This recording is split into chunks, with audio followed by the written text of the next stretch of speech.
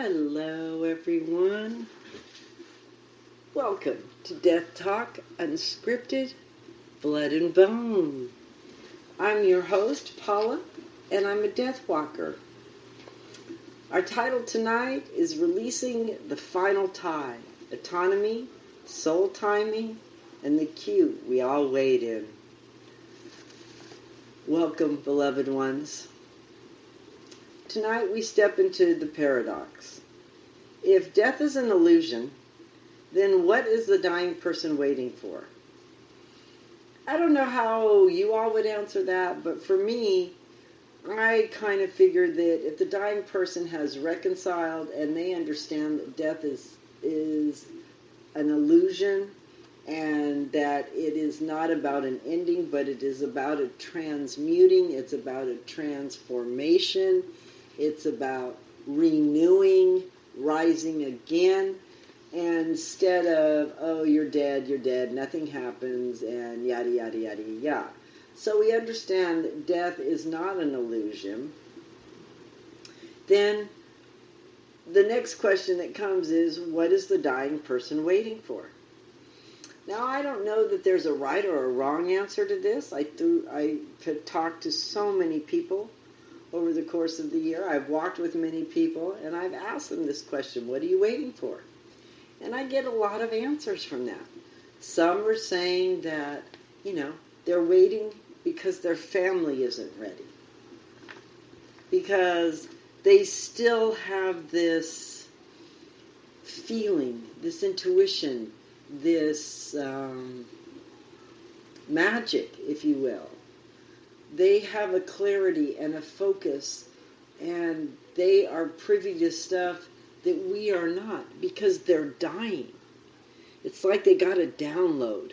It's like they got wisdom and knowledge, and it's only given when you're dying. It's only in that end period, so that you have a script in front of you for your last performance in this life. Some are waiting for that. Some believe and feel and have this entwining dance with their life force and the spirit essence force, or the energy being that I like to call it. They are completely intertwined. And neither one of them is going to let go. So they're going to end up dying together. So that energy being and that light being, they have been entwined for so long that they do not know how to die apart. Another reason why they would wait. Well, some would say that they know that death is an illusion, but the fear is still there. They have some great fear, something that their dis-ease has still got them dis-eased. And so that's something that would need to be talked about, would need to be really, really just looked into and talked about, analyzed, philosophized about it. What is time? I mean, really, when the soul knows it's nearing the threshold, what does time matter? Well, I think that time, when you are a dying person, is completely different than the time that your tribe is experiencing. And I think that makes it an extremely interesting perception to watch as an observer. I am an observer. I watch the dying person. I watch over the dying person. I walk with the dying person, but I am the observer. I am on the outside. And again, I don't think time, my time is I'm in the middle. I'm in my timeline. The tribe is in their timeline. And the dying person is in their timeline. So there are 3 active timelines going around, but really neither one of them they may intersect and cross over, but they're all independent timelines. And so the soul knows when it gets to that threshold, time's up for it. It needs to go. And when it is left clinging, it is stifled. It is losing a lot of its value and effectiveness. And why? Why do we still deny people the sacred right to choose when and how to release the final tie that binds them to this place? Why is that such a big deal? Why is it that we deny people the choice? We use things like, oh, they're feeble-minded, oh, they're depressed, oh, they're not thinking clearly, oh, this'll pass, they're just... Why must we do that? Why should we... Don't you think that that is a sort of patronizing the dying? Don't you think it's invalidating the dying person when that happens? When we deny them medical aid in dying, when we don't openly speak about voluntary stoppage of eating and drinking, isn't this, isn't it just mean? And isn't it, on some level, cheating them? Just a thought. I just, that's my thought when I think about it. And that final tie, that binds us here, we have to understand that the tie has to untie so that we can be unbound. And until that happens, then there really is no way that time can be released and allowed to be free. And isn't that what the whole essence of dying is? Autonomy and freedom? Well, just a pondering thing. This episode is not really about theory. It's about truth. I've been having these things for the last couple weeks about truth. It's so hard to find these days. I don't know if any of you are even listening to any of the craziness that's going on out in this world, but it is insanity. And some of it is just so off the charts that I just have to come back and go, wow. And the truth? The truth is out there, I'm sure, but it's not being told to us. You have to really look for the truth. And I think that's sad, because we're doing the same thing when it comes to death. You have to find the truth. Death is brilliant. Death is beautiful. Death is bigger than we give her credit for. And it's about the aching need for autonomy at the end of life. What is so scary and fearful about autonomy, about allowing people to have a choice?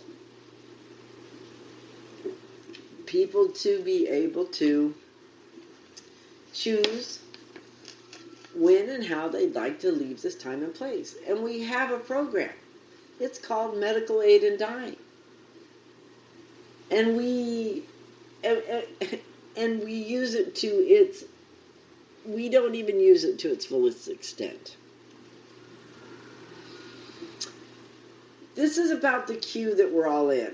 We are all waiting and watching and wondering when our number is going to be called. It will be called. No one gets out alive, people. No one. And it's about the agony of being ready but not allowed to go. Now that's suffering, isn't it? It's about the agony of being ready but not allowed to go. That is agony. That is some form of torture or abuse. And it certainly falls into the line of violence Is that really what dying is? Is that really what death should be? Is that the marker? Is that the bar that we're going to put out there? That's a pretty low bar, folks. A pretty low bar. For the dying person, time is no longer linear. It stretches, it folds, it distorts. And I'm going to bring this back to, this is what the dying person's timeline is like. Their tribe, you know, the caregiver, the spouse, the family. Excuse me, I'm just getting over laryngitis.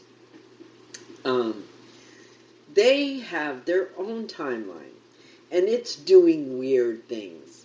You know, it's taking long, and it's dragging, and it's heavy, and it doesn't fold, and it doesn't, you know, stretch the way it does, but it lingers, and it almost stops from time to time. Moments become eternal. Days become nameless and of no value. The dying, eventually, the days are nameless and the days don't have value anymore. Period. But those who never chose hospice rather were told it's the ultimatum. Time bends around suffering for them. Suffering in all the aspects that I just talked about. You know, I just talked about how this is some sort of being mean when there's an agony of being ready, but you're not allowed to go. It's like gearing up the horse and putting it in the stall and never opening the gate to let it run. You're just going to keep it in that little gate cage and just wait for it to give up.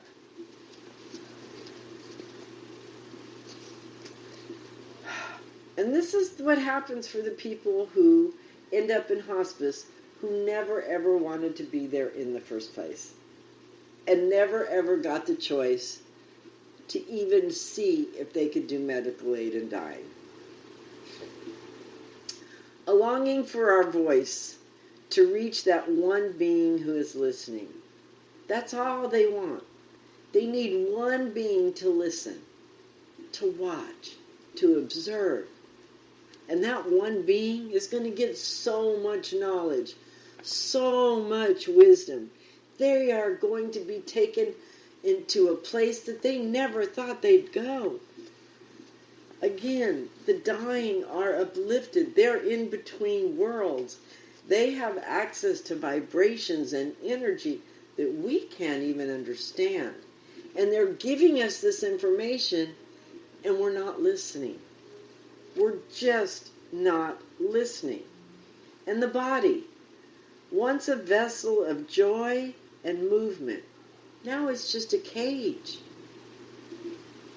You know, it's something that someone has to turn over and roll over and, you know, is that really what we're calling quantity for the people who didn't want it in the first place? They didn't ask to go to hospice.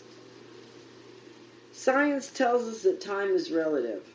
Einstein's theory of relativity shows that time bends around gravity, around speed, and around perception.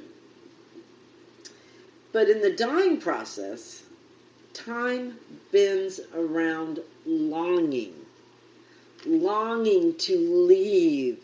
Longing for the bioorganic vessel to take its last breath and be done, to let go, release. There's a longing for the energy being, the energy essence. It longs to be set free. It's ready. It's been ready. Bam! Shh! It wants to take off, babies.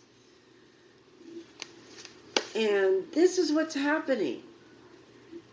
And it bends on this longing, and this longing has so much power. And then there's this longing too around silence. It becomes so quiet. And it becomes so, there's just a longing of, why is it silent? Where's the music? Where's the laughter? Where's the joy? And then comes the slow erosion of autonomy. That's how it happens. The dying know.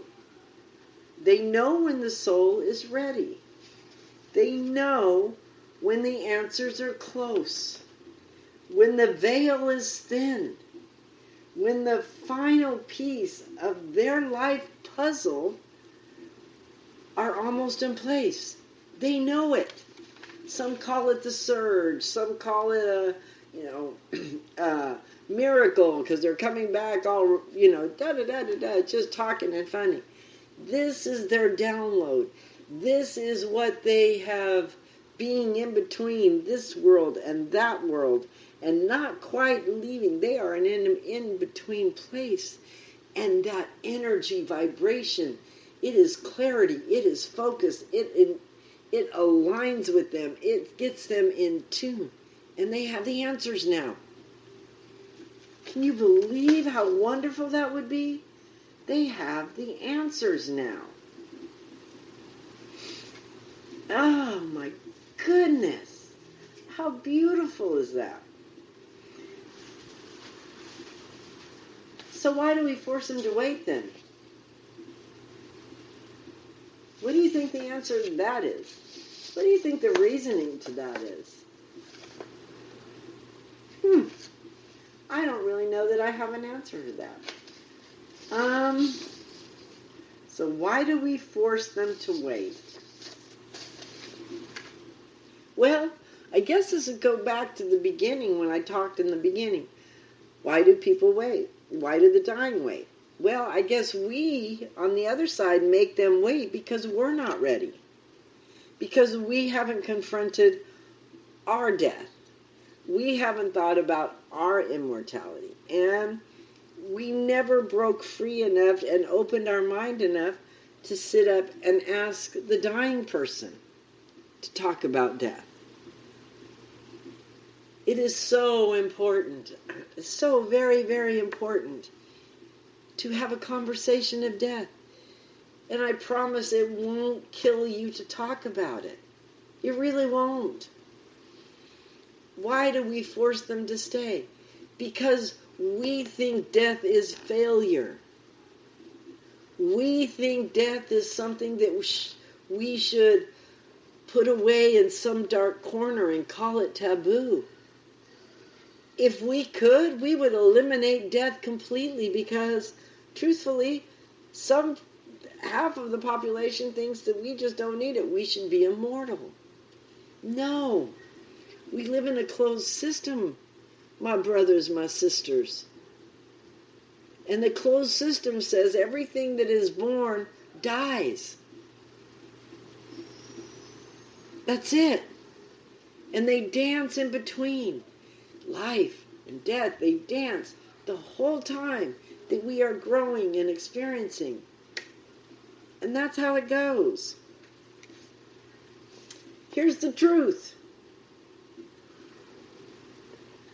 We are all in the queue, every one of us, waiting for our turn to drop into the next call, the next realm, the next mystery. We treat dying people, like liabilities.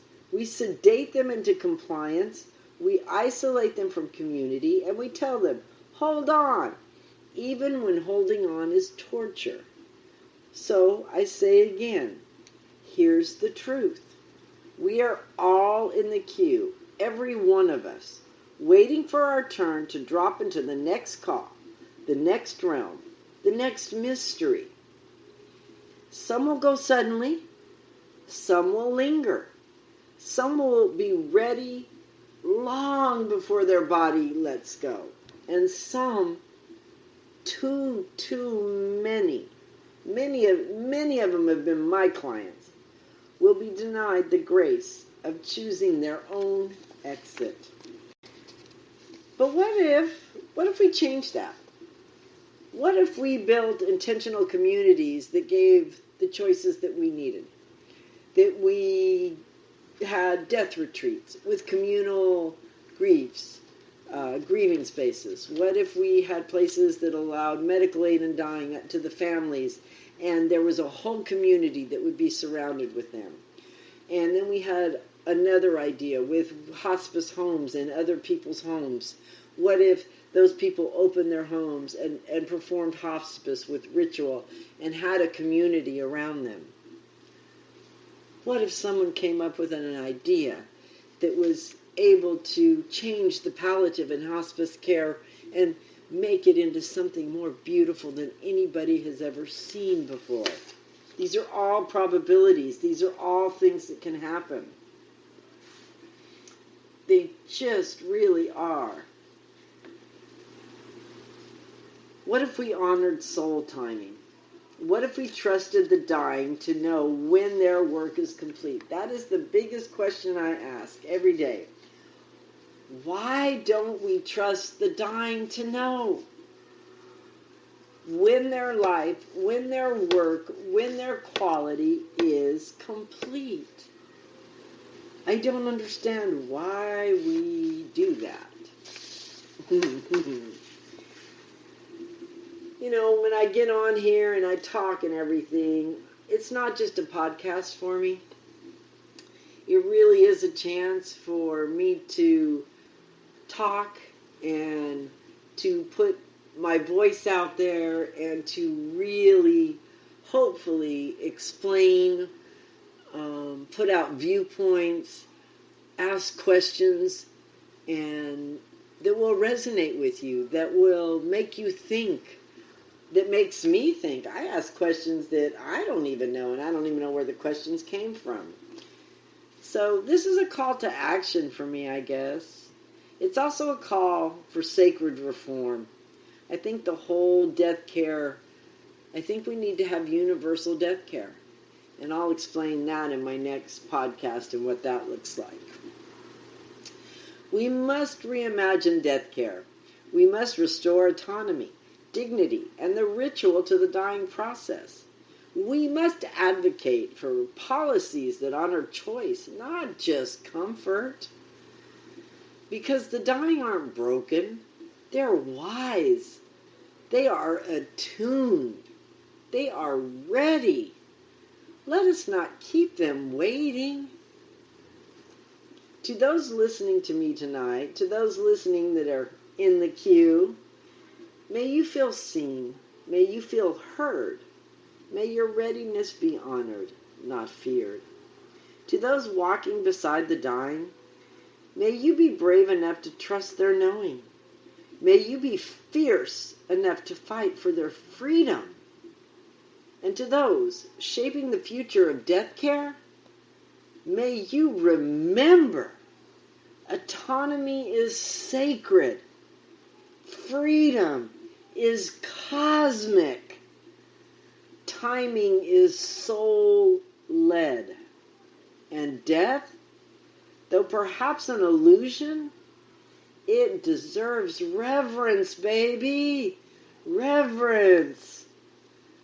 Until next time, people, this is Paula, walking the edge, holding the lantern, and I'm inviting you to choose freely, soulfully, and with grace.